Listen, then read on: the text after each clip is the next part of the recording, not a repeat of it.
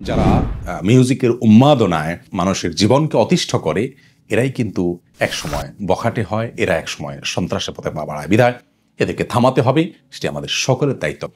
উঠতি বয়সের তরুণ এবং কিশোররা তারা ঈদ উপলক্ষে আনন্দ করবে, উৎসব করবে, উল্লাস করবে, শরিয়া সেটাকে শরিয়ার সীমানার মধ্যে থেকে করার ব্যাপারে অনুমোদন করেছে। তাদেরকে সেই আনন্দ উৎসব করার জন্য আমরা মসজিদ থেকে, ধর্মীয় প্রতিষ্ঠানগুলো থেকে, ঈদগাহগুলো থেকে কোনো উদ্যোগ কি আদৌ নিয়েছি? আমাদের প্রিয় নবী সাল্লাল্লাহু আলাইহি সাল্লামের মসজিদের আঙিনায় ইথিওপিয়ানরা খেলাধুলা করতেন এবং সেই খেলাধুলা নবী করিম সাল্লাল্লাহু আলাইহি সাল্লামের পত্নী সহধর্মিনী আয়েশা রাদিয়াল্লাহু আনহা উপভোগ করতে চেয়েছেন। নবী সাল্লাল্লাহু আলাইহি সাল্লাম তাকে সে সুযোগ করেও দিয়েছেন। এখান থেকে বোঝা যায় যে নবী করিম সাল্লাল্লাহু আলাইহি সাল্লামের মসজিদের আঙিনায় তরুণদের বৈধ যে বিনোদন আছে সেই বিনোদনের সুযোগ তিনি করে দিয়েছেন। আজকাল আমাদের মসজিদগুলো বলেন কিংবা ঈদগাহ বলেন, ধর্মীয় প্রতিষ্ঠান বলেন, সেখানে এলাকাভিত্তিক যুবকদের বিনোদনের কোনো ব্যবস্থাপনা খুব একটা রাখতে কি আমরা দেখি? যদি এর উত্তর নাই হয়, তাহলে সেক্ষেত্রে এই যুবকরা নিজেরা যদি বিপদগামিতার পথে পা বাড়ান, তারা যদি ক্ষতির সম্মুখীন হন, তারা যদি ভুল পথে অগ্রসর হন, তাহলে সেক্ষেত্রে এর দায়ভার আমাদের নিজেদেরকে কিছুটা হলেও বহন করতে হবে।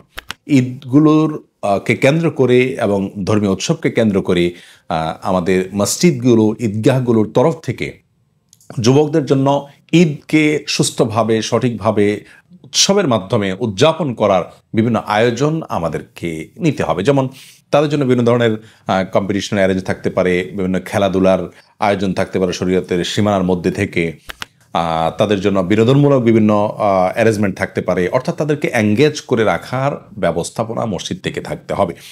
মিডল ইস্টের অনেক দেশে আমি দেখেছি যে সেখানে মসজিদের মধ্যেই যুবকদের জন্য ক্লাব জাতীয় এক ধরনের ব্যবস্থাপনা থাকে, যেখানে যুবকরা অফিস করে, তারা সেখানে আসে, একত্রিত হয়। একটা মহল্লার যুবকরা সালাতের পরে, নামাজের পরে সেখানে এসে বসে তারা তাদের মানে সুস্থ সাংস্কৃতিক যে আয়োজন আছে সেগুলো সেখানে তারা করে এবং সেখান থেকে সামাজিক কল্যাণমূলক উদ্যোগগুলো তারা গ্রহণ করে। আমাদের দেশে এ ধরনের উদ্যোগ খুব একটা দেখা যায় না। আমি আশা করব যে আমাদের নেতৃবৃন্দ, বিশেষ করে মসজিদ, মাদ্রাসা, ঈদগাহ ইত্যাদি যারা পরিচালনা করেন, তারা যুবকদের বিষয়টিকে, কিশোরদের বিষয়টিকে মাথায় রেখে তারা ঈদের যে আয়োজন সেটাকে সাজাবার চেষ্টা করবেন। তাতে ইনশাআল্লাহ যুবকরা বিপদগামিতার পথে পা বাড়াবে না, তারা সুস্থ বিনোদন চর্চা করবে এবং আনন্দ উদযাপন করবে। এটি হলো আত্মসমালোচনামূলক পর্যবেক্ষণ।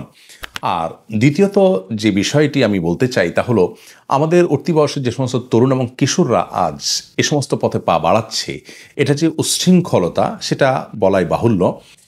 এটা ব্যাখ্যা করে বোঝাবার প্রয়োজন নেই যে আপনি গানের তালে তালে নেচে গেয়ে গাড়ি ভাড়া করে বিকট আওয়াজে রাস্তাঘাট অলিগলিতে আপনি প্রদক্ষিণ করে বেড়াবেন, অথবা বাসাবাড়ির ছাদে বন্ধুবান্ধব যুবকরা একত্রিত হয়ে তারা হাই ভলিউমে গানের আওয়াজে মানুষের আশপাশের জীবনযাত্রাকে ব্যাহত করবে, মানুষকে অতিষ্ঠ করে তুলবে, কেউ ফোনে কথা বলতে পারবে না।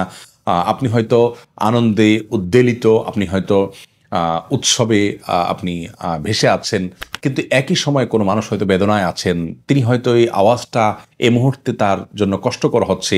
তাছাড়া গানের এই আওয়াজ শোনা, বাদ্যযন্ত্রের এই আওয়াজ শোনা ইসলামে শরিয়া সেটাকে নিষেধ করেছে, হারাম করেছে। সে কারণে একজন মুসলমান শুনতে চাচ্ছেন না, আপনি জবরদস্তি তাকে শোনাচ্ছেন। এই বিষয়গুলো যে রীতিমতো অভদ্রতা, অসৌজন্যতা এবং এগুলো যে অমানবিকতা, এগুলো যে একেবারে অযৌক্তিক কর্মকাণ্ড এবং একজন ভালো মানুষের কাজ নয়, সেটি বোঝার জন্য বোধহয় কোনো পণ্ডিত হওয়ার প্রয়োজন নেই। আমার আনন্দ কেন আরেকজনের বেদনার কারণ হবে? আমার ভোগ কেন আরেকজনের কষ্টের কারণ হবে? এটি তো কোনো সুস্থ মস্তিষ্কের মানুষ দ্বারা কখনো করা সম্ভব হতে পারে না বা যৌক্তিক হতে পারে না। এই বিষয়টি ভাববার মতো ফুরসতটুকু যেন আমাদের নেই। তো এরকম একটা পরিস্থিতির মধ্যে এখন আবার ঈদকে কেন্দ্র করে কিছু তরুণরা গাড়ি ভাড়া করে গোটা এলাকায় ঘুরে ঘুরে মানুষকে ঘরে ঘরে বেদনা দিয়ে আসবে, গলিতে গলিতে গিয়ে বেদনা বিলিয়ে আসবে, সেটা তো কোনোভাবেই গ্রহণযোগ্য হতে পারে না। বিধায় এটাকে আমাদের থামাতে হবে, আমাদের তরুণদেরকে বোঝাতে হবে। বিশেষ করে যারা বয়সে অনেক ছোট, তাদেরকে যদি কাউন্সেলিং করা হয়, তাদেরকে যদি বোঝানো হয় যে তোমার কাজের এই ক্ষতিকর দিকগুলো রয়েছে এর পেছনে, এবং এর বিপরীতে, এর বিকল্প হিসাবে তুমি এইভাবে আনন্দ করতে পারো, উল্লাস করতে পারো, তাদেরকে যদি বোঝানো হয়, আমার মনে হয় যে তারা অনেকখানি ইনশাআল্লাহ বিদিনা বিরত থাকবে। আর তাদেরকে যারা নেতৃত্ব দিচ্ছে বোঝানোতেও তারা কথা শুনছে না বা হীনস্বার্থ হাসিল করার জন্য বাচ্চাদেরকে ব্যবহার করছে বা কিশোরদেরকে ব্যবহার করছে, তাদেরকে অবশ্যই বিচার এবং আইনের আওতায় আনা উচিত এবং শাস্তির মুখোমুখি করা উচিত এবং তাদেরকে দৃষ্টান্তমূলক শাস্তি দেওয়া উচিত। বিশেষ করে ঈদের মতো একটি ইবাদত, যেটা ইসলামিক একটি বিষয়, সেটাকে অনইসলামিক কর্মকাণ্ডের মাধ্যমে উদযাপন করা কোনো মুসলমানের কাজ অন্তত হতে পারে না। বিধায় এই ধরনের বাদ্যযন্ত্রের যে লাগামহীন ব্যবহার, সেটার ব্যাপারে আমাদেরকে সচেতন হতে হবে, এটাকে নিয়ন্ত্রণ করতে হবে। কেউ যদি গান শুনতে চায়, তার বাসায় তার কক্ষে তিনি একান্তে শুনেন, তার পাপের বোঝা তিনি বহন করবেন। ইসলাম শরীয়ত তাকে তার বাসায় গিয়ে থামানোর নির্দেশ আমাকে দেয়নি। তার পাপের জন্য তিনি আল্লাহর কাছে দায়ী হবেন।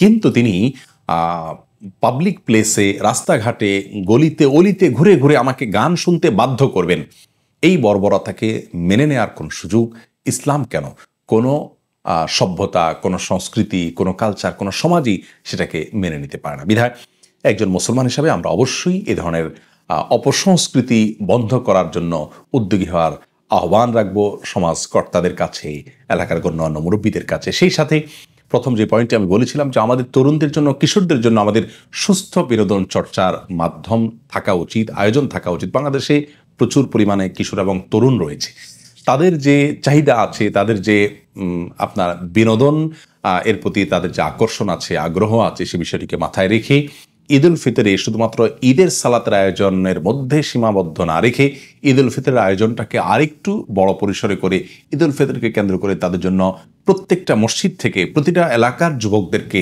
ইসলামী শরিয়ার গণ্ডির মধ্যে থেকে বিনোদনমূলক বিভিন্ন আয়োজন তাদের জন্য করা উচিত। তাতে করে তারা এঙ্গেজ হবে সে সমস্ত আয়োজনের সাথে এবং তারাই বরং সমাজে অনাচারগুলোকে বন্ধ করার জন্য উদ্যোগী হবে।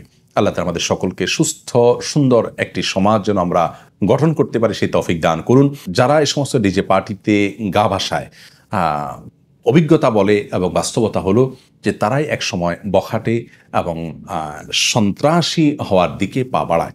কারণ মানুষকে বিরক্ত করা, উত্ত্যক্ত করা, মানুষকে অতিষ্ঠ করা যার কাছে কোনো ব্যাপারই নয়, তার কাছে ধীরে ধীরে সন্ত্রাসী হয়ে ওঠা, মানুষকে কষ্ট দেয়া, মানুষকে ক্ষতির মুখোমুখি করা, এটা তার কাছে গা শোয়া বিষয় হবে, স্বাভাবিক হবে, সেটা বলাই বাহুল্য। বিধায় এ ধরনের উচ্ছৃঙ্খল আচরণ, এটাকে আমাদের থামাতে হবে। সেটার জন্য ইতিবাচক বিভিন্ন পদক্ষেপ যেমন নিতে হবে, তেমনিভাবে এ ধরনের উচ্ছৃঙ্খলতা এগুলোকে থামানোর জন্য শক্ত হাতে আমাদেরকে দমনও করতে হবে। তবে অবশ্যই আমাদের কোনো আচরণ দ্বারা যেন কোনো তরুণ, কোনো কিশোর ইসলামকে ভুল না বুঝে, সে বিষয়টি আমাদের মাথায় রাখতে হবে। আল্লাহ আমাদেরকে বোঝার তৌফিক দান করুন।